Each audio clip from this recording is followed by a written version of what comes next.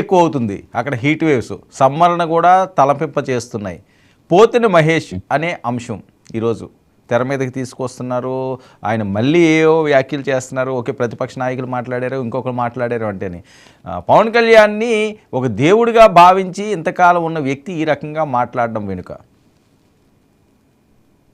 Good evening అండి, మీకు panel సభ్యులకి, అదేవిధంగా 99 టీవీ వీక్షకులకి అందరికీ గుడ్ ఈవినింగ్. ఇప్పుడు పోతిన మహేష్ పొత్తు పొడిచిన తర్వాతనే టికెట్ కోసం లాస్ట్ వరకు ప్రయత్నం చేసిన మాట మనందరం చూసాం. ఎప్పుడు అతనికి పవన్ కళ్యాణ్ గారు చెడ్డగా కనపడ్డారు? టికెట్ అతనికి ఇవ్వటం అవకాశం లేదు కాబట్టి నీకు వేరే దగ్గర అకామిడేట్ చేస్తాం, ఖచ్చితంగా ఒక బీసీ నాయకుడిగా, ఒక గల్లీ లీడర్గా ఉండే నిన్ను ఈరోజు రాష్ట్ర స్థాయిలో ఒక పెద్ద పర్సనాలిటీగా అవటానికి కారణం పోతిన మహేష్ కాదు, పవన్ కళ్యాణ్ గారు. పవన్ కళ్యాణ్ గారు పోతిన మహేష్ లాంటి సామాన్యుడికి ఒక నియోజకవర్గం ఇచ్చి, నియోజకవర్గంలో కంటెస్ట్ చేసే అవకాశం ఆల్రెడీ ఒకసారి ఇచ్చి, అప్పుడు అతను మరి నిజంగా అతనికి అంత బలమే ఉంటే టికెట్ ఇచ్చినప్పుడే గెలిచి బలం చూపించవచ్చు కదా. నువ్వు ఆల్రెడీ ఒకసారి ఫెయిల్ అయిపోయావు.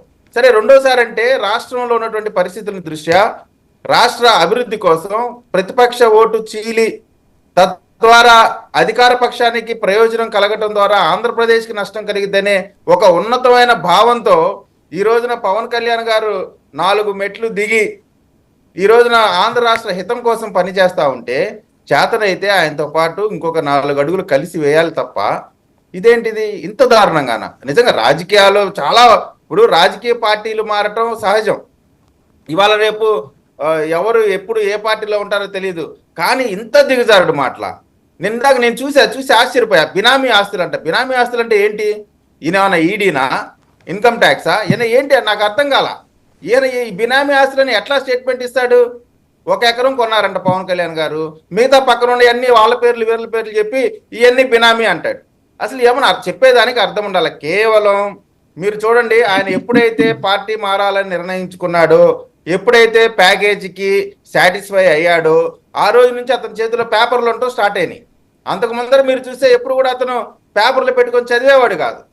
ఎప్పుడైతే ఫైనాన్షియల్ ట్రాన్సాక్షను లేదు అతనికి కావాల్సినటువంటి కోరికలు వైఎస్ఆర్ కాంగ్రెస్ పార్టీ తీర్చిందో ఆ క్షణం నుంచి చేతిలో పేపర్లు చూసి చదవటం, ఇదే అతను చేస్తుంది.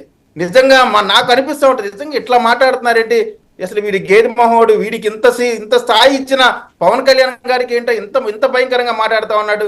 వాస్తవంగా అయితే అసలు వాడి గురించి ఇక్కడ చర్చ పెట్టడం కూడా అతని స్థాయికి చాలా చాలా ఎక్కువ. కానీ